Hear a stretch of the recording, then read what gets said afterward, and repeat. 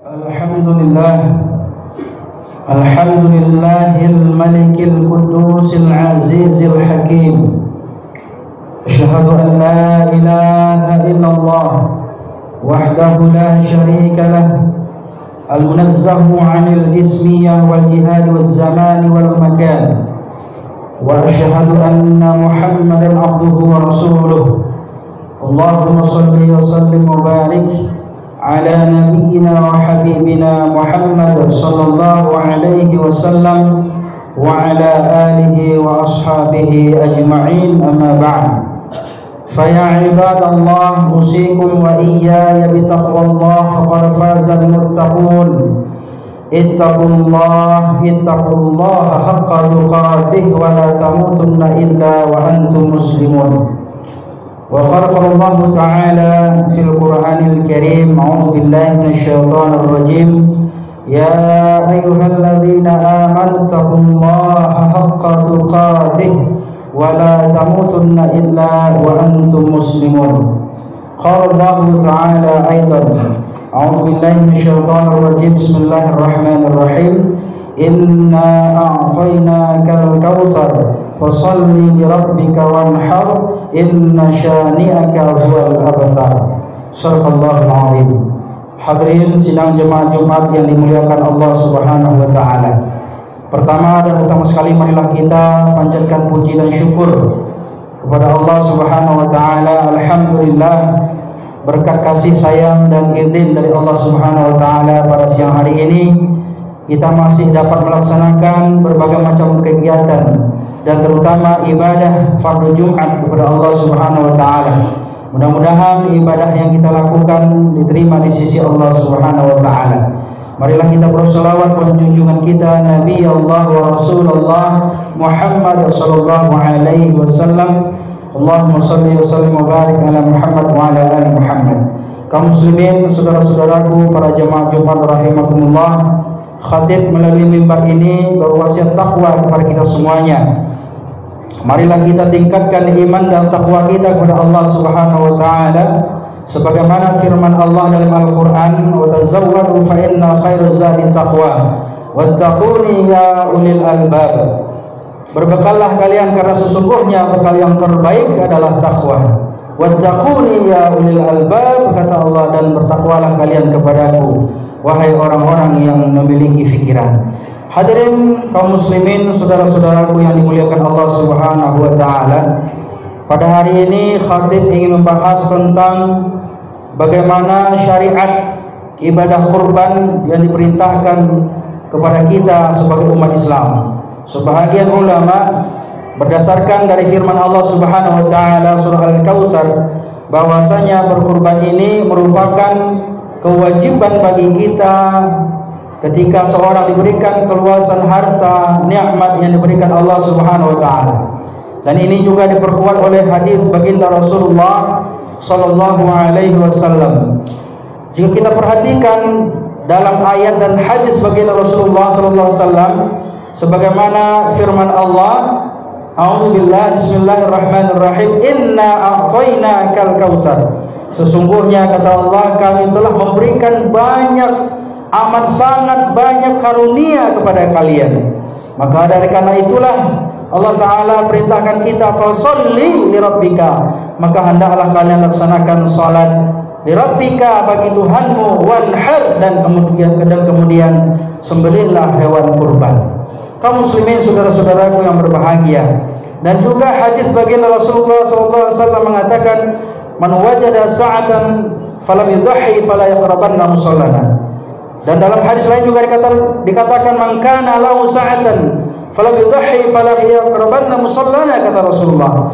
Barang siapa yang telah diberikan keluasan harta, diberikan kemampuan secara finansial, secara ekonomi, falam yudhi, maka mereka tidak mau mengeluarkan hartanya itu untuk menyembelih hewan kurban atau membeli hewan ternak untuk dikurbankan, fala yaqrabanna musallana, kata Nabi, maka janganlah kalian sekali-kali mendekati tempat sholat kami.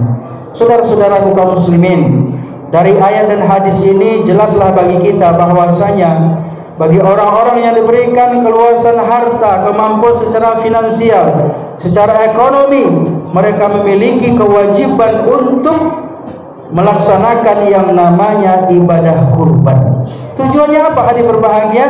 Yaitu adalah tak lain dan tak bukan dalam rangka mendekatkan diri kepada Allah Subhanahu wa ta'ala.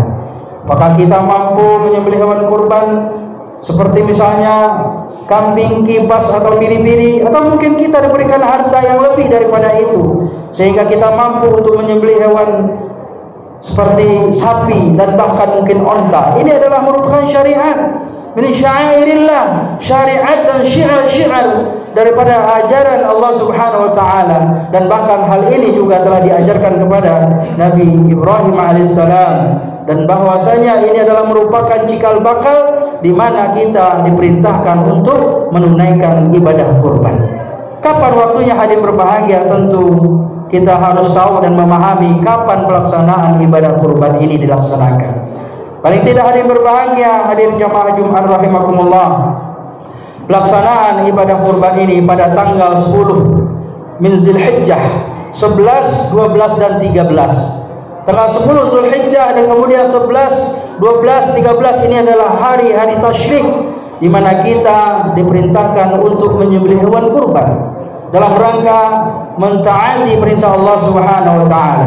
Maka oleh karenanya hadir berbahagia, karena ibadah kurban ini merupakan ibadah tahunan dan dia tidak datang setiap bulannya, maka oleh karena itulah, karena kita diberikan harta benda dan diberikan kemampuan secara finansial dan ekonomi, maka Allah Subhanahu wa ta'ala menuntut kita agar kita menunaikan ibadah kurban.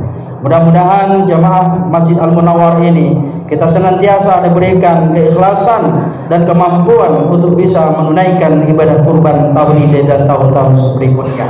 Amin ya rabbal alamin. Kaum muslimin, sebagaimana yang kita ketahui bahwasanya ibadah kurban ini merupakan ibadah ritual yang dalam rangka melaksanakan perintah Allah, ritual vertikal dan juga bermakna horizontal.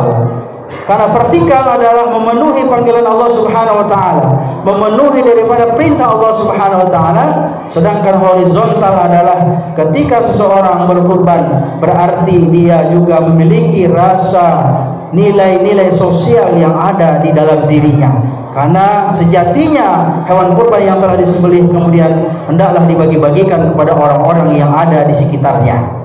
Kaum muslimin saudara-saudaraku yang berbahagia, kalau kita lihat bagaimana sejarah berkurban ini, salah satu kisah yang sangat fenomenal dan sangat kita ingat dalam pikiran kita, yaitu bagaimana perjuangan Sayyidina Ibrahim alaihissalam ketika dia diperintahkan oleh Allah Subhanahu wa ta'ala melalui firman-Nya dalam mimpinya, turun wahyu bahwasanya dia diperintahkan untuk menyembelih anaknya Sayyidina Ismail bin Ibrahim alaihissalam. Apa yang terjadi hari berbahagia? Kenapa Nabi Ibrahim diperintahkan untuk menyembelih anak yang tercinta, yaitu adalah Ismail alaihissalam? Kenapa hari berbahagia? Karena Allah Ta'ala ingin memberikan pengajaran kepada kita bahwasanya harta benda kekayaan anak yang dicintai sejatinya tidak ada apa-apanya. Cinta yang sebenarnya cinta adalah cinta kepada Allah Subhanahu wa ta'ala. Maka karena itulah Ibrahim alaihissalam membuktikan bahwasanya dia lebih mencintai Allah Ta'ala, Allah Subhanahu wa ta'ala, daripada ketimbang anak yang dia cintai. Padahal anaknya sudah lama dia idam-idamkan kedatangan dan kelahirannya. Namun ketika dia beranjak remaja, Allah Ta'ala memerintahkannya untuk menyembelihnya. Ini adalah membuktikan bahwa betapa ikhlasnya, betapa sabarnya Nabi Ibrahim alaihissalam dan juga Ismail bin Ibrahim alaihissalam. Mereka adalah orang-orang yang terpilih di sisi Allah Subhanahu wa ta'ala. Maka hadirin berbahagia, hikmah apa yang bisa kita ambil dalam kehidupan kita? Bahwa sejatinya kecintaan kita kepada Allah Subhanahu wa ta'ala hendaklah melebihi daripada kecintaan kita daripada harta, melebihi dari cinta kita kepada pangkat jabatan, kecintaan kepada Allah Subhanahu wa ta'ala melebihi daripada pekerjaan kita, dan bahkan melebihi daripada apa yang kita miliki saat ini di dunia ini. Inilah hakikatnya hadirin berbahagia. Karena kecintaan kepada Allah Subhanahu wa ta'ala adalah kecintaan yang sangat-sangat luar biasa. Cinta yang tidak pernah meminta balasan, cinta yang tidak pernah terhingga, karena Allah Subhanahu wa ta'ala adalah maha pengasih dan maha penyayang. Kaum muslimin, saudara-saudaraku, para jamaah Jumat rahimakumullah. Maka di akhir khutbah khatib ini menyampaikan ada beberapa hikmah daripada ibadah kurban ketika seorang muslim menunaikan ibadah kurban. Yang pertama paling tidak adalah ketika kita menunaikan ibadah kurban, maka ini adalah menunjukkan bahwa kita adalah hamba-hamba yang selalu bersyukur dengan nikmat Allah. Karena sejatinya orang-orang yang bersyukur ketika mereka diberikan nikmat, ketika mereka diberikan rezeki oleh Allah Subhanahu wa taala, maka mereka kembali menginfakkan rezekinya di jalan Allah. Salah satunya adalah untuk menyembelih hewan kurban dalam rangka memenuhi daripada kewajibannya kepada Allah Subhanahu wa taala. Ini yang pertama.